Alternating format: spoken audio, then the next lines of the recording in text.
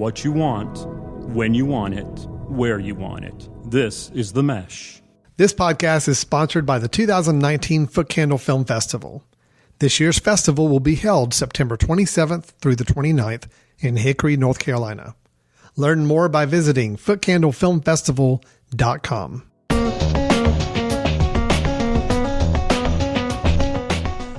Welcome to the Entrepreneur Exchange on the Mesh Podcast Network, a monthly conversation about startups and small business with ideas, tools, and advice to operate your business more effectively.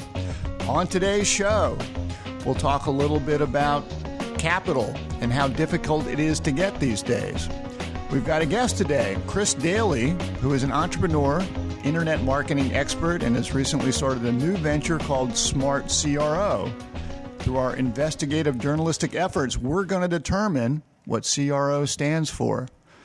Finally, we'll end up with our Small Business of the Month feature, where we'll highlight some interesting businesses that you need to be checking out. Hello, my name is Jeff Newville. I'm your co-host and director of the Small Business Center at Catawba Valley Community College in Hickory, North Carolina. I'm joined by my co-host, Gary Muller, who is the Dean of the School of Business, Industry, and Technology at Catawba Valley Community College. Gary, how you doing, buddy? Jeff, I'm doing great. Although I have to tell you, I thought the summer was supposed to be slower at the college. It is not slow in any means. Well, we're here towards the end of May, and you got the kids. You got some kids graduated. Yes, that was very exciting. We did that about a week or so ago, and it's always a fun thing to watch them walk across the stage and pick up a diploma.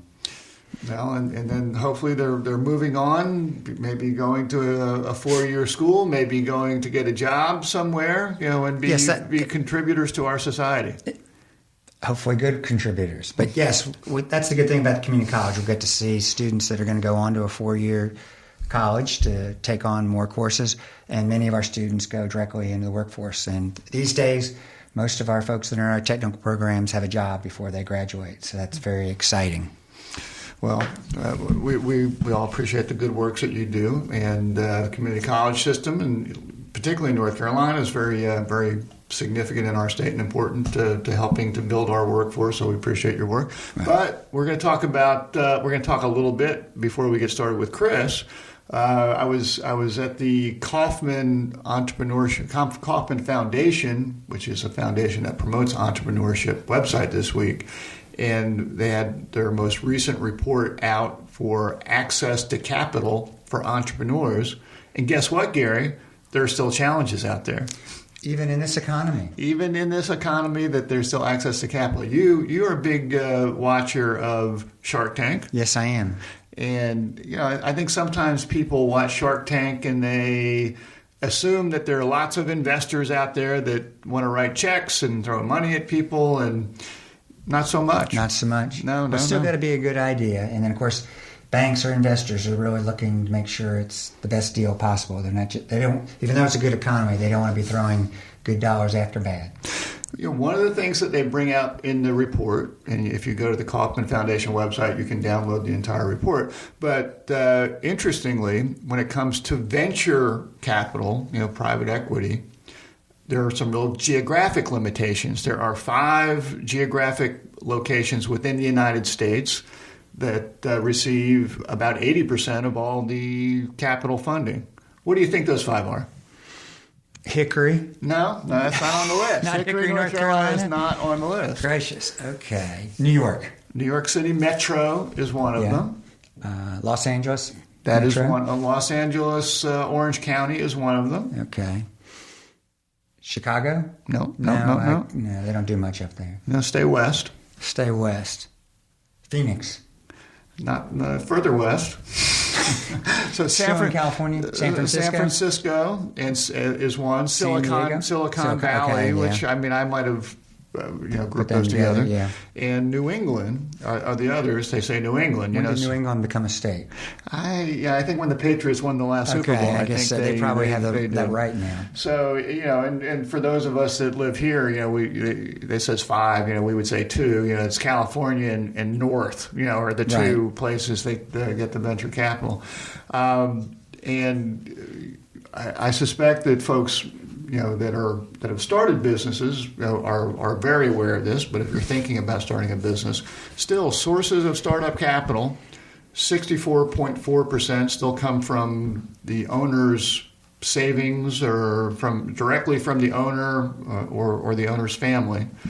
Another 8.7 come from not necessarily the owner's family, but relatives or friends that the owner might know. 16.5% comes from bank loans. So, I mean, those are still really the biggest places.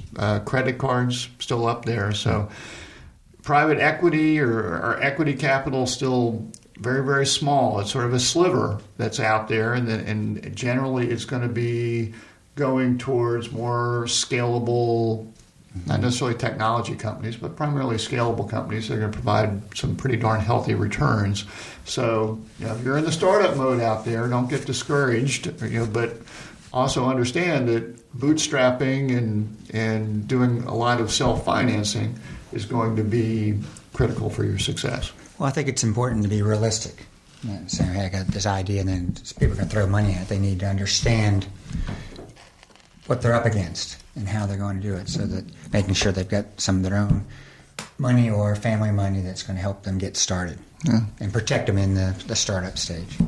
So, we don't mean to be the bringers of bad news or anything, but I think being realistic, as you said, is sort of the key. It's sort of the key there. So, anyway, I always like to start with a little bit of news or articles, whatnot, but we also are pleased today to have a guest join us. We'd like to welcome Chris Daly to the Entrepreneur Exchange. Chris, how are you doing? Doing great. I'm excied to be here with you guys. We're excited you're with us. So, Chris has recently started a new company called Smart CRO, which helps companies build websites that are sustainable, provide high impact. He's got over 7 years of experience with CRO, which stands for... I've been waiting to know what that is for the last 5 minutes. Conversion rate optimization. Wow. I didn't. I might have known that before I met Chris. Maybe I didn't. But anyway, he has built out CRO-specific teams to help with design, development, and strategy. And really, he's had a great focus on increasing conversion rates. It's great when someone visits a website, but it's always better if they turn into a paying customer. So anyway, Chris, welcome, and tell us a little bit about your new company and some of your background. Yeah, so I mean, I'm a longtime digital marketer. I've been doing online marketing for the last 10 years. And the first couple of years of my career were spent driving traffic to websites. So I helped people run advertising campaigns. I spent a lot of time helping companies get ranked on Google when people search for things on Google. And I ended up discovering conversion rate optimization, or CRO, about 7 years ago. I was driving a lot of traffic to a site. I was working in-house at a company, and after about 6 months of driving a lot of traffic, we realized we weren't converting nearly as many people as we thought we should be. And so as I started to dig into things and go, what's happening? Why are these people not converting? No one could really help me understand that, because it was nobody's job at the company I was at. There was a design team, and the design team's job was to make sure that our site looked good and had a good look and feel. Our development team's job was to make sure that the site worked and wasn't broken. The marketing team's job was to make sure that we had good ideas and messaging and all that kind of stuff. But nobody was really making sure and trying to figure out, what do the users, like people that are coming to our website, what do they actually want to see? And so I discovered this industry called conversion rate optimization and just fell in love. I ran my first we do a lot of what's called A/B testing, where you'll take your existing site and you'll test it against a new version of your site. It might be just changing something like the content on the page, or you might be changing an image or a video on the page. And the idea is that you split traffic between the two and see which one converts more people. So I ran my very first test and saw like a 15% increase in conversion rates, and thought, wow, like I'm onto something here. And when I first started, I had no clue what I was doing. I was just kind of making stuff up as I went along. I would look at a site and go, oh, well, I don't like that thing. Let me run a test and I'll try changing it and see what happens. And so, as happens with a lot of businesses, you get lucky, you have a few wins here and there, but it's not very sustainable to be trying to optimize conversion rates like that, because you can't always guess what people are going to want to see on a website. In fact, I've found that over 50% of the time, even after running tests on websites for 7 years, over 50% of the time, I'm wrong as to what is going to work best on a website. And I find that rate is even higher for business owners and for designers, because a lot of times business owners, designers think that we think that we know what's going to work best on a website. And so we often don't challenge our own ideas. And so basically my new company, what I've created and what I'm working on helping businesses do is I'm working on helping businesses create their own strategies and processes to figure out how can we create a great website experience? How can we create an experience that will resonate with our customers when they come here so that they want to take action and convert? Well, that's great. And this is a new venture for you. Although looking at your background, you've started some of your own things before. So as you're cranking up, just as an entrepreneur, what are some of the challenges that you're running into with your new business? I'm assuming, which isn't always safe to do, that your business is one that does not have a great amount of startup capital requirements, that it's primarily a service business, so it's not like you're out there pitching to private equity people looking for money at this point in time. But what are some of the challenges that you as an entrepreneur are facing that you can share with our listeners and maybe help them avoid some of those obstacles? Yeah, so there's a few things. I mean, and like you said, I have done this before, and it's interesting how it all feels new again. And so, I thought that starting a new company would be just going through the routine again. But there's a lot of challenges. One of the biggest challenges at the beginning that I've seen, both with my first company I started and with this company, is there are so many things to do. There's so much that needs to happen in order to get your business first just like off the ground and official, and then second to actually start generating income, that it's easy to get lost in it, especially when if you have an entire day of time, you have however much time you want to spend on your business, whether it's 4 hours or 6 hours or 8 hours or 14 hours in one day, you have kind of an unscheduled day before you. And so it becomes really important that you figure out what should I spend my time on? Right? I mean, there's not somebody sitting over your shoulder saying, oh, here's the first few things that you need to do, and here's what I expect to see by the end of the day. And so a couple things that have been really helpful for me are, number one, planning my day, so that I don't just have a bunch of time and like a mental list of things that need to get done, saying from this time to this time I'm going to do this. Here's the important things that I need to get done. So that allows me to kind of prioritize my schedule. And the second thing that kind of is in connection with prioritizing and scheduling out my time is creating my own system of accountability. I think everybody needs accountability, whether you are a business owner or an employee, or whether you're working on self-improvement in any realm. Personal accountability is a hugely, massively important thing that allows you to kind of check in, whether it's with yourself or with other people. And one thing that I know about myself, I know myself well enough to know I'm not a good accountability partner for myself, because I'm very lenient with myself. And so if I tell myself I'm going to do something today and I don't do it, it's easy for me to go, oh, well, I'll just do it tomorrow. And so it's important for me to have I call them accountability partners, somebody that I can check in with and say, hey, I got this thing done, or hey, I didn't get this thing done. That's going to say, why didn't you get that thing done? And then I can get really honest with myself, and I can either make up an excuse and say, well, I got really busy and did this and that. Or I can say, you know what, I didn't plan my time very well, and I got lost off doing this other thing, and I spent way more time on it than I should have. So, I mean, those are like at the very, very beginning stages where I'm at right now. Those are a couple things that are jumping out at me that feel new all over again, and that have been really important for me. And do you have a specific accountability partner?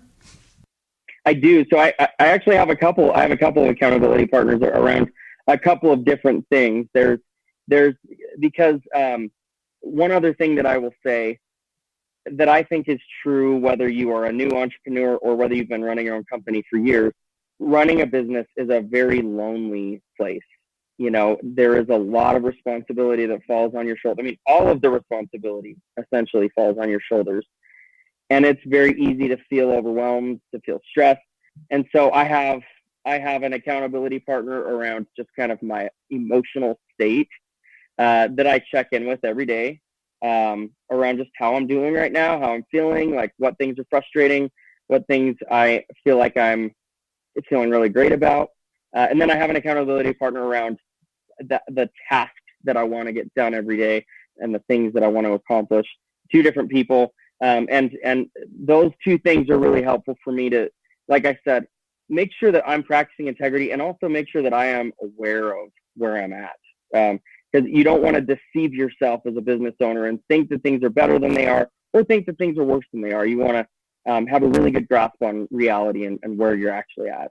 My accountability partner is my wife. Yeah, I was going to say, Gary and I have breakfast every Monday morning. And then Jeff is my other accountability. Yeah, and he tells me about the chores he's had to do over the weekend with his accountability partner, making sure and that gets done.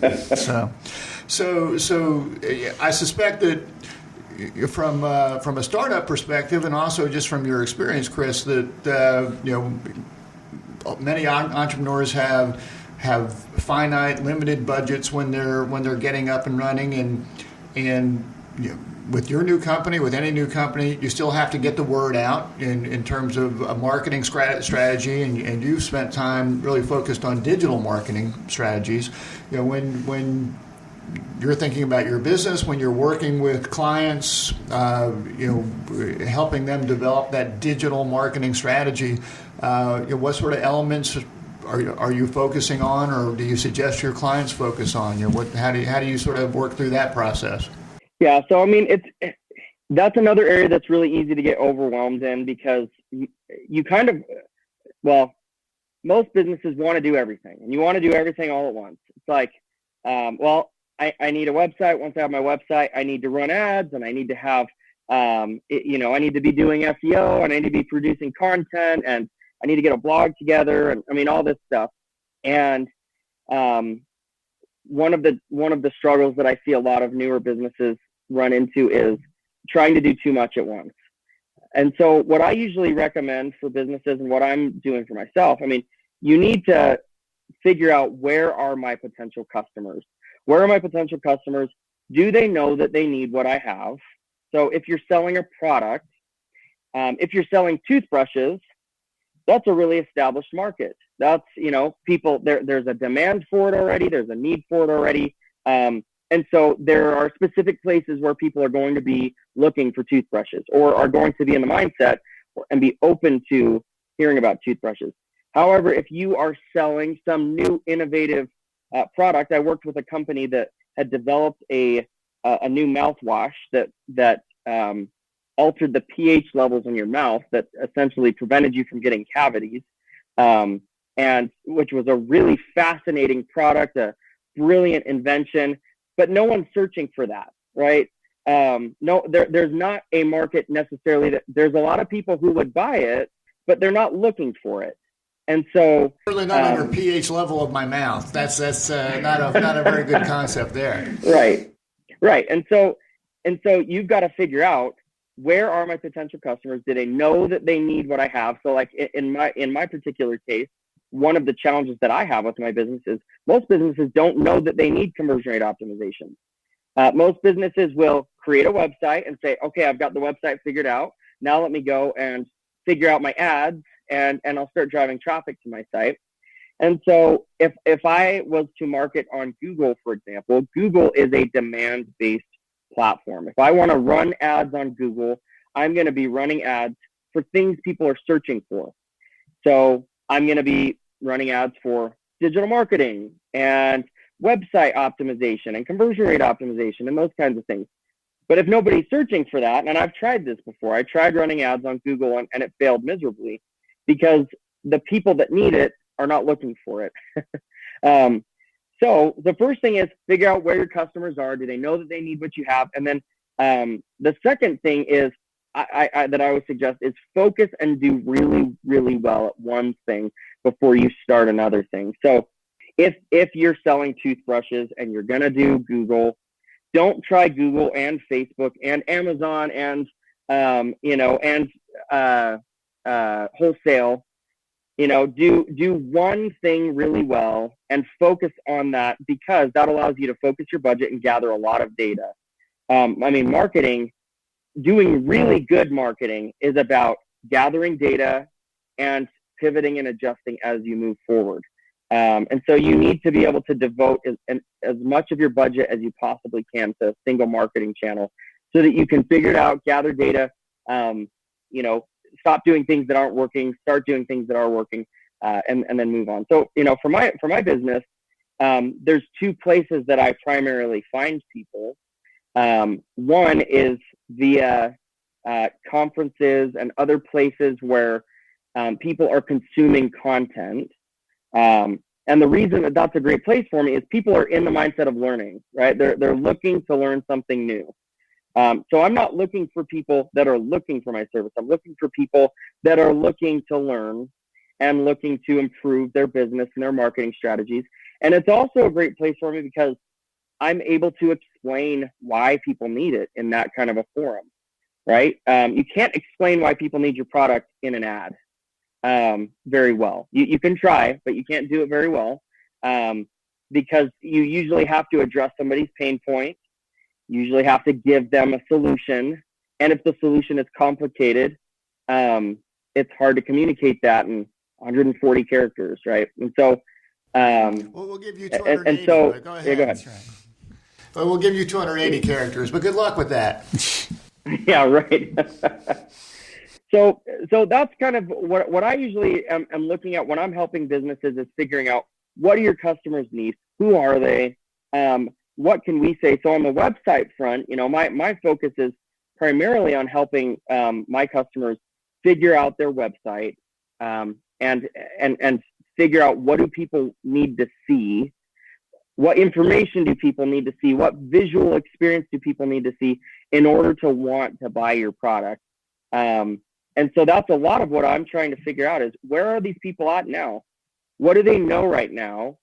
And then let's try giving them different amounts of information, because a big mistake that I see a lot of businesses make on their websites or landing pages is you assume you know what people need. You assume you know what information people want to see. And so one of the first few things that I usually will help my clients test is I classify them as value propositions. Or in other words, what is unique about your product or service? Why should people buy this or work with you? And usually when I ask business owners, what are your value propositions? They'll give me a list of like 10 or 15 things.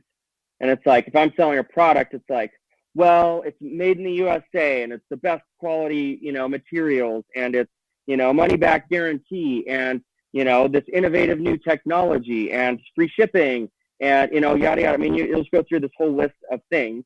And the truth is, when somebody is looking, when somebody comes to your website, it's not 5 things that's going to sell them or 15 things that's going to sell them. There's usually 1 or 2 things that are going to strike a chord with your particular customers.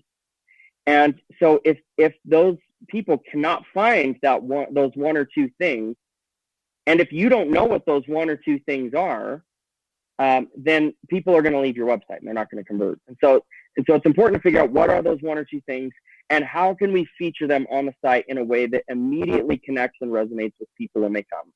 You talked a little bit about A/B testing, where I guess you're putting some options out there and trying to determine how people respond to those options. I mean, is that is that the best way to optimize a website at this point in time? I mean, I guess you can do some research, talk to customers, try to understand their thinking, but ultimately, is the proof in the pudding based on how they respond to those different options that you throw out there? Yes, and so I'll share with you. A lot of times I'll ask companies, have you ever done any kind of A/B tests before? And probably 90% of the time people say yes. And I'll say, okay, tell me what you did. And probably 90% of those 90% of people will say, oh, well, we redesigned our site and we launched our new site and we compared our conversion rates last week to our conversion rates this week, and it looks like it's performing better. So it looks like the new site works really well. The problem with that is there's a few problems. First of all, that's not an A/B test because that would kind of be like if somebody has a headache and I say, they have a headache today, and I say, okay, try some ibuprofen. And then tomorrow I ask them, how's your headache doing? And they say, oh, it went away. It's like, oh, well, is that because you took ibuprofen, or is it just because your headache went away and we're looking at, tomorrow, now suddenly you don't have a headache, right? And so that's not a good test. What you need to have one person that takes ibuprofen with a headache, one person that doesn't take ibuprofen with a headache, and then you ask them both the next day, how are you feeling today? And if they both don't have headaches, then it's like, okay, well, it's not the ibuprofen that did it, just the headaches were going to go away. But if the guy who took the ibuprofen doesn't have a headache, and the guy who didn't still has his headache, it's like, okay, well, we've got some good data here, right? And so that's what you need is you need a sample over the same period of time with the same people that are either experiencing one version of your site or another.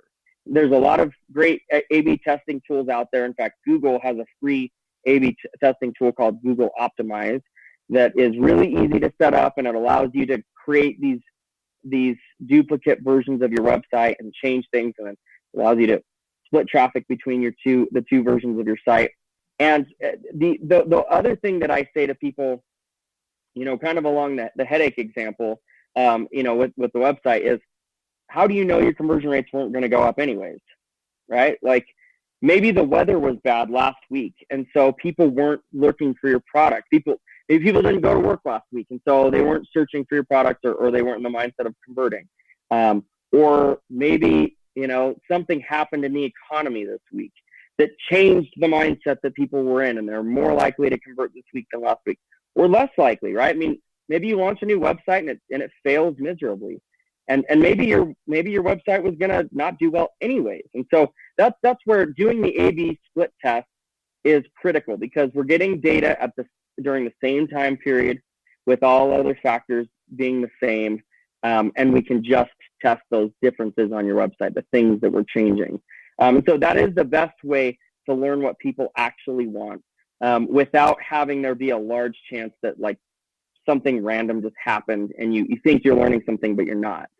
So you're trying to minimize and control the variables that you've got out there. Exactly. You've also worked with search engine optimization, SEO. Job number one is helping them find the website. Then you're also trying to convert them into customers once you get them there. What do you tell clients in terms of SEO these days? Any tips that you can share with our listeners on that one?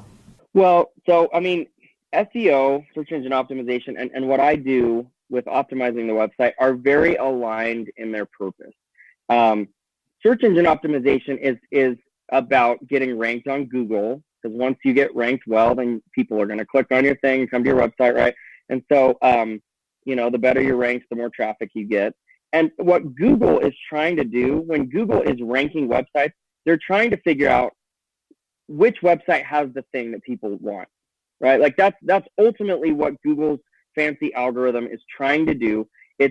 It's trying to figure out what do people want and which website has what they want, right? And so there's a lot of different ways that Google will try to analyze whether or not a website has what people want, right? I mean, historically, the most powerful thing has always been, are people linking to you? Because theoretically, if people link to your website, that means that you have something valuable there, right? But links have been increasingly devalued over time. That doesn't mean they're worthless. They're absolutely still important. But links have been increasingly devalued over time because Google realizes, well, people can just build links to their own site without, so links aren't the only thing, right?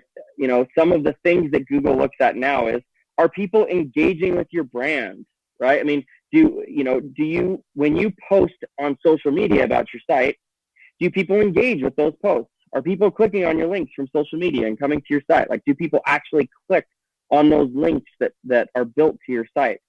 Google also looks at a lot of on-site metrics. So because Google has an infinite amount of data and most websites have Google Analytics set up, Google knows how long do people stay on your site? How many pages do they visit on your site? Do they actually end up, converting or purchasing or signing up on your website? They know this stuff. And so those things also influence your conversion rates or your SEO rankings. Are people actually staying on my site and engaging? And that's where conversion rate optimization can really help.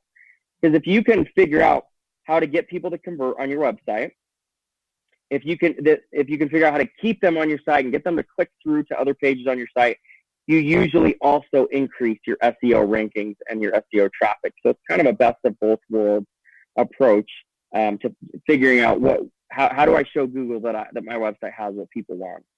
And going back a little bit to the conversion piece of it, and when you're doing A/B testing, do you find that there are any common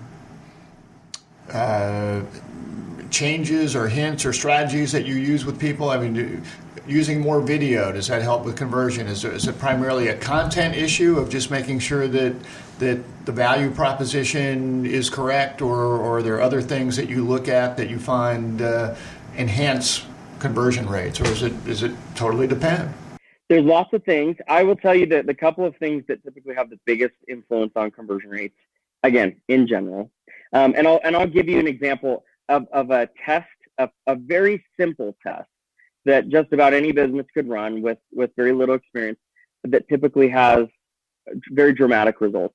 So one of the tests that I run, I call it an existence test. I call it an existence test because you want to test whether or not things should exist on your website.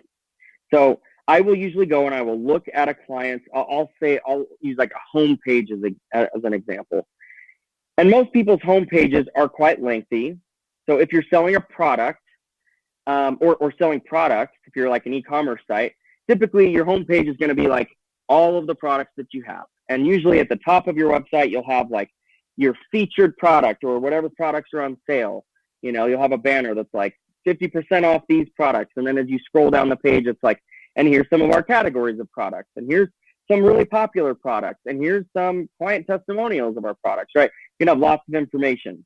As if you're a lead generation website, or if you are a service-based website, you're going to have on your home page, you're going to have at the top, you're going to have, we are, smart plumbing, to service all of your plumbing needs. And then they'll have like a button that says, get a quote. And then if they scroll down, you're going to have pictures of your whatever plumbing services, and you're going to have all of the different areas that you service. You're going to have a form somewhere on the page. But the bottom line is there's a lot of stuff that we put on our pages, right? There's a lot of stuff that's there. And so the first test that I usually will run with companies is, should all that stuff even be there? And so what I will do is, if you sign up for Google Optimize and you get your website set up in there, what I will do is I will create 1 or 2 or 3 different versions of your homepage. And in version 1, I will go in and I will say, let's remove that main offer that you have up there, because maybe that's not the best offer to have. So let's just remove it. That's all I do. You just go in, you click on it, you delete it. Very simple. Obviously, if you have a very complex site, it's a little bit more complex. But for most businesses, it's pretty simple. In version 2 of your site, instead of removing your main offer, I'm going to say, let's go down and now let's remove this block of content that you have down here that's like describing your story and, why you started your business. Let's remove that. And then version 3, let's remove, whatever else is on the page. If it's a product site, let's remove all of these products that are down here and see what happens. And what happens with these types of tests, like I said, it's very simple to set these tests up. It takes less than a half an hour to set this kind of a test up. But what happens with these kinds of tests is one of 2 things. And either way, you have really great information that you're gathering. This podcast is sponsored by Jackson Creative, a custom communication agency located in downtown Hickory, specializing in online content creation. To learn more, visit thejacksoncreative.com. Jackson Creative, we tell your story. So Chris, just as a startup, any other advice that you can share with folks as we wind things up a bit? No, I mean, just, like I was just talking about with this existence test, you want to focus your website. You want to have a focus so that your site is very simple and straightforward for people. And so, like you were saying, less sometimes is more.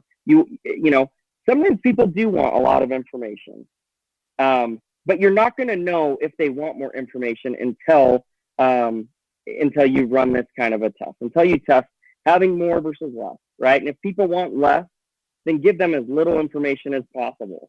Try to figure out how simple can I make my website. People want a lot of information, which does happen in some industries with some specific products. If people want a lot of information, then give them as much information as you possibly can. But ultimately, again, what my advice is don't assume anything. Even if you've talked to your customers, even if you have surveyed people, don't assume that you know what they want on your website. Try out different approaches. Try out different things on your site, and let your audience tell you what they want to see on the website.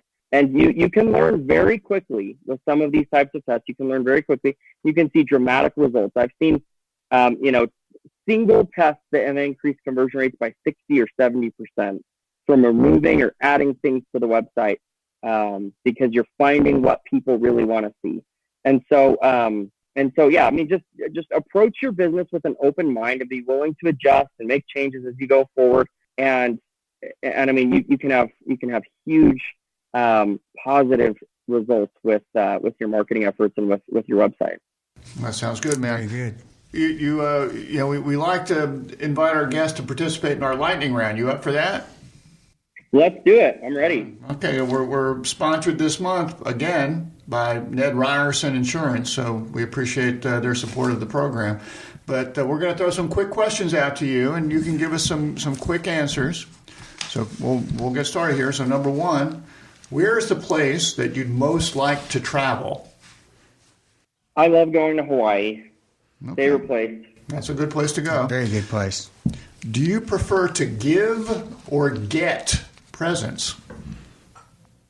I definitely prefer to get. I'm not a good present giver. Okay. Is a hot dog a sandwich? Sorry, say that again? Is a hot dog a sandwich? Yes or no? No. Okay. Yeah, there aren't necessarily right answers here, but you got that one right. Growing up, what was your favorite TV show? For most of my life, it was Seinfeld. I still watch Seinfeld. Okay, that's good. Is it okay to wear socks with sandals? No way. Last question. If you could have one superpower, what would it be? It would have to be the power of flight. I've always dreamt of being able to fly, and I think that'd be really cool. I don't know where I would go with that. Probably Hawaii. Maybe Hawaii. That's good. All right, that works. Chris, if our listeners want to find you, where should they be looking for you? So you can look me up on social media. I'm on LinkedIn. My name is Chris Daly. Dayley is my last name. I'm on Twitter. I will have a website up shortly, and it will be smart-cro.com. I would love to hear from people. If you have any questions, I'd be happy to answer questions. And I'll be working on getting some more information together about the new business. Well, congratulations on starting your new business. That's exciting. And thank you for spending time with us today on the Entrepreneur Exchange. We really appreciate it. So. Thank you guys so much for having me on the show. It's a pleasure. Well, Gary, each month we try to share some small businesses of the month. Mm-hmm. And what sort of small business has come across your wire this week? Well, mine is a cool idea that I'm going to highlight a product that's growing in popularity. I've not tried it, but I know there are a lot of people that think that I should because I don't sleep much. I thought you were going to get into the weed business. Well, wait on, be patient. Okay. All right. But they know I don't sleep much, and they know I love sweets.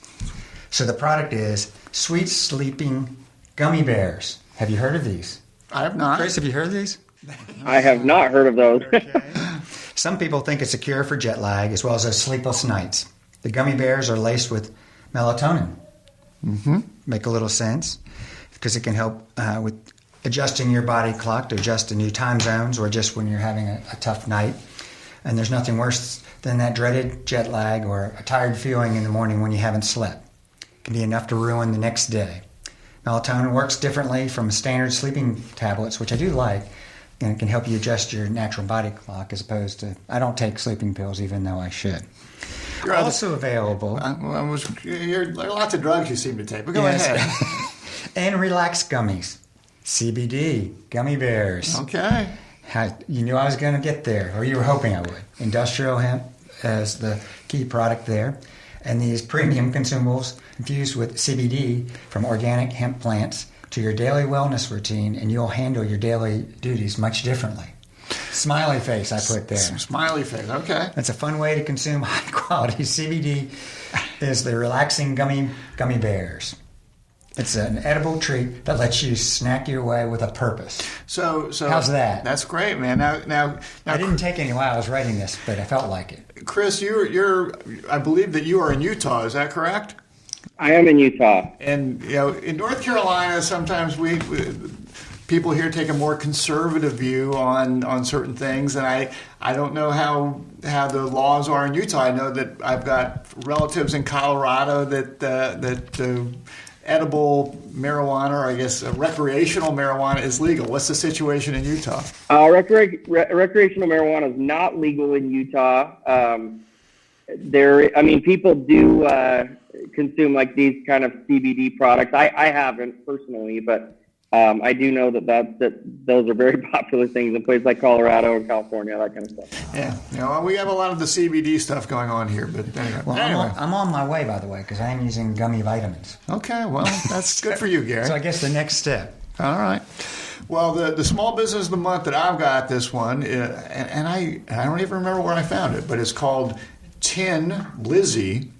And I think you're going to appreciate this one, Gary. It's a do-it-yourself appliance repair company that does, I don't do that stuff.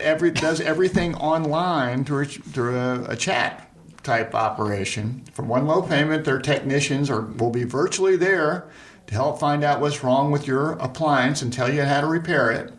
And that means that instead of having a house call at 100, 200, and keep going up type thing, they'll do a diagnosis for $25 and a repair for $30. You can download their Tin Lizzy virtually their app camera that you share with their technicians so they can see what you're doing and give you direction. And they can even draw things on the screen. All their technicians are certified and screened. Their founder's name is Mary Nelson, and she was having issues with her washing machine and spent 5 hours on the internet trying to figure it out, and sort of came up with this idea of a do-it-yourself online appliance company, and came up with the name Tin Lizzy because it's the nickname for Ford Motor Company's Model T car, produced between 1908 and 1927. Henry Ford wanted to build a reliable car that was affordable for just about everyone, and to do that he had to make it on an assembly line using identical parts that were interchangeable. And, Gary, you and I really are not blessed with the handy gene. No, so I lost it with my dad.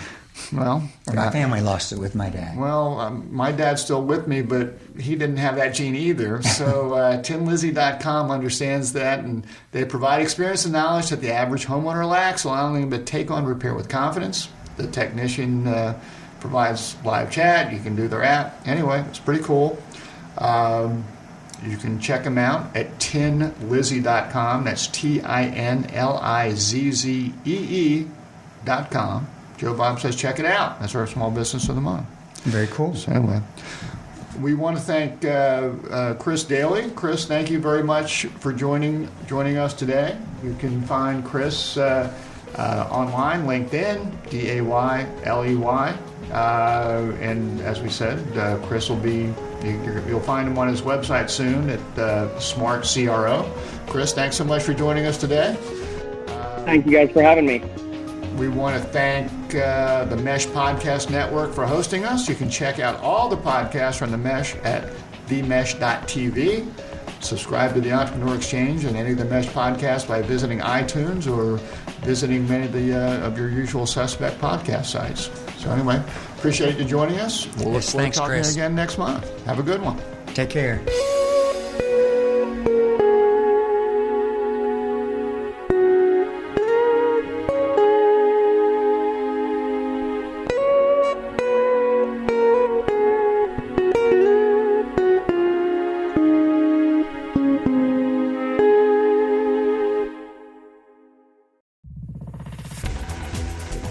You've been listening to The Mesh, an online media network of shows and programs ranging from business to arts, sports to entertainment, music to community. All programs are available on the website as well as through iTunes and YouTube. Check us out online at themesh.tv. Discover other network shows and give us feedback on what you just heard.